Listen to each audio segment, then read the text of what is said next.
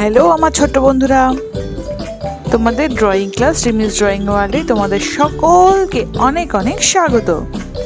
আজকের ক্লাসে আমার ছোট্ট বন্ধুদের জন্য নিয়ে এসেছি একটা super easy and super cute একটা সিনারি ড্রয়িং।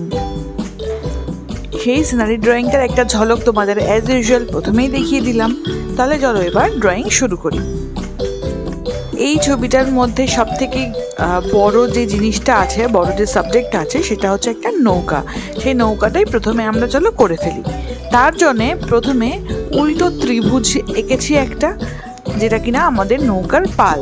তারপরে সেটাকে দেখো দুটো সোজা দাগের সাহায্যে আটকে তারপর নৌকার যে বডি স্ট্রাকচারটা আছে সেটা করেছি। এখন করছি একটা ছোট্ট পতাকা। খুবই সোজা সিম্পল কিছু লাইনস দিয়ে দিয়ে এই ছবিটা ড্রয়িং করেছি। তোমাদের একদমই আঁকতে অসুবিধে হবে না। এখন করে দিচ্ছি একটা ল্যান্ড, যেটা কিনা এই নদীটার পাশে আছে। কিছু গ্রাস করে দিচ্ছি।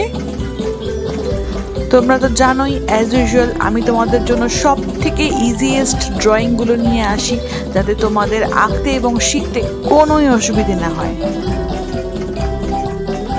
এই যে গ্রাসগুলো করেছি, সাথে করে দিচ্ছি কিছু ছোট ছোট ফুল। এইবারে করছি পেছনের ল্যাংটা। পেছনের ল্যাংটা করার জন্য একটা সোজা দাগ টেনেছি।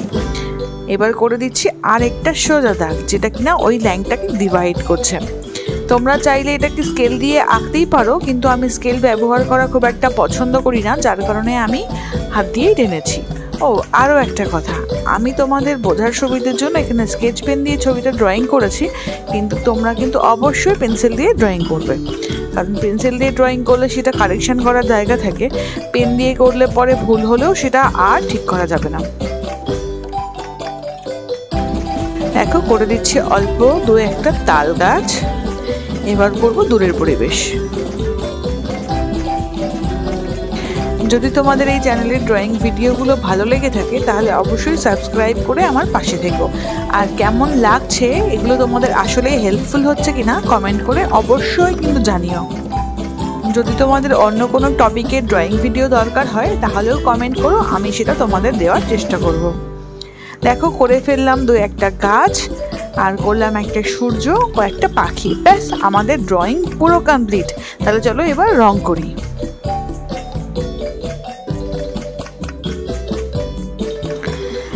রঙের জন্য সবার প্রথমে ইউজ করব ক্রোম ইয়েলো বা গোল্ডেন ইয়েলো। যেই গোল্ডেন ইয়েলো কালারটা আছে, যেহেতু আমরা এখানে একটা সানসেট বা বিকেলবেলার সিন দেখানোর চেষ্টা করছি, তাই জন্যে আকাশটা একদম হলুদ হয়ে আছে। তাই জন্যে এই গোল্ডেন ইয়েলোটা দিয়ে বেশিরভাগ চারিপাশটা করলাম। তারপরে একটা ক্রোম ইয়েলো আছে না, যেটা লেমন ইয়েলোর পরে, সেই ক্রোম ইয়েলোটা দিয়ে বেশিরভাগ অংশটা মিশিয়ে মিশিয়ে দিলাম এই গোল্ডেন ইয়েলোর গায়ের ওপর থেকে। এবার সবশেষে লেমন ইয়েলো দিয়ে বাকি যে অংশটুকু সাদা রয়েছে সেটুকু ফিল করে নেব। দেখো এইভাবে। এখন সূর্যের জন্য ইউজ করছি প্রথমে রেড, তারপর ভায়োলেট রেড, তারপরে করছি অরেঞ্জ। এইবারে এই অরেঞ্জ কালারটা দিয়েই এই যে ঘরগুলো রয়েছে সেই ঘরের চালগুলো একেবারে কভার করে নিচ্ছি। এখন করব দূরের পরিবেশ। দূরের পরিবেশের রং তো তোমরা জানোই, স্যাপ গ্রিন বা অলিভ গ্রিন রং দিয়ে নিচটা করে নিলাম, আর উপরটা একটু হালকা হাতে একটা টোন দিয়ে নিয়েছি। এইবারে লেমন ইয়েলো রং দিয়ে একদম গোল গোল করে সবটা মিশিয়ে দেবো।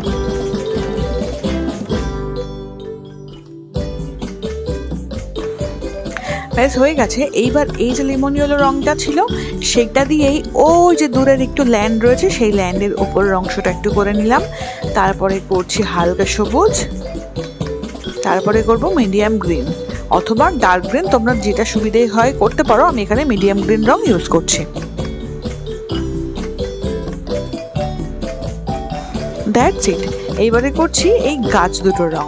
গাছ দুটোতে এই যে ল্যান্ডটা করলাম ঠিক সেম ভাবে প্রথমে ডিপ সবুজ, তারপরে হালকা সবুজ, তারপরে লেমন ইয়েলো। এইবারে এই যে লেমন ইয়েলো রংটা করছি এটা রেখে দেবো না। এই লেমন ইয়েলোটা দিয়ে এইটুকু যে ল্যান্ড রয়েছে সেই ল্যান্ডটুকুকে প্রথমে একইভাবে কভার করব।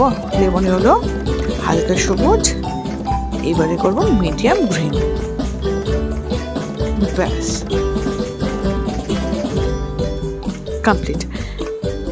এইবারে করছি এই যে আমাদের সাবজেক্ট মানে যে মেইন বিষয়টা রয়েছে নৌকা, পালতোলা নৌকা, সেইটার জন্য প্রথমে করছি ভার্মিলিয়ান রেড, তারপরে যে বাকি অংশটুকু রয়েছে সেটুকুকে অরেঞ্জ দিয়ে মিশিয়ে দিচ্ছি। ব্যাস, এইবার যে মাঝখানের ফাঁকা জায়গাটুকু রয়েছে সেটার করছি প্রথমে ক্যারামাইন রেড, তারপরে করছি পিঙ্ক, বাকিটা মিশিয়ে দিলাম। এখন এইভাবে ব্যাস। পতাকায় করছি সবুজ, তোমরা তোমাদের ইচ্ছে মতো করতে পারো। এখন নৌকার যে নিচের অংশটুকু রয়েছে, কাঠের যে অংশটুকু, সেই অংশটুকুকে বাইরে থেকে আউটার লাইনটা করছি ডার্ক ব্রাউন রং দিয়ে। সবটা করব না, এইবারে বার্নসাইনা রং দিয়ে বাকি অংশটুকুকে ফিল করে দেব, যেন কোথাও ফাঁকা না থেকে যায়।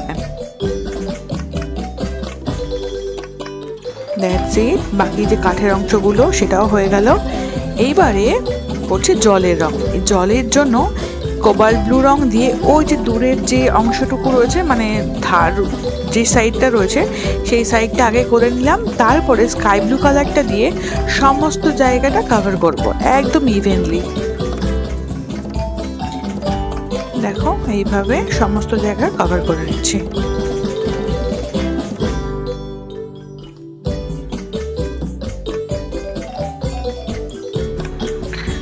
ব্যাস, মোটামুটি হয়ে গেছে।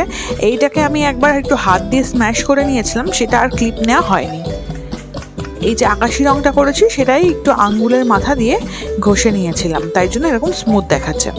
এবার যে ঘাসগুলো রয়েছে সেগুলোতে করছি ডার্ক গ্রিন, ফুলগুলোতে একটুখানি রেড করে দিলাম। ব্যাস, এইবারে প্রুশিয়ান ব্লু দিয়ে করছি জলের যে ঢেউটা রয়েছে সেই টেক্সচারটা। দূরের ওই জমির সাইডগুলো করব, আর করব এই নৌকার নিচের কিছু অংশ। দেখো ঠিক এইভাবে, বেশি প্রেস করে করতে যাবে না, কারণ প্রুশিয়ান ব্লু রং খুব তাড়াতাড়ি ছড়িয়ে যায়, তাই যতটা পারবে হালকা হাতে করার চেষ্টা করবে। এখন আমরা মোটামুটি আমাদের ছবির শেষ প্রান্তে চলে এসেছি।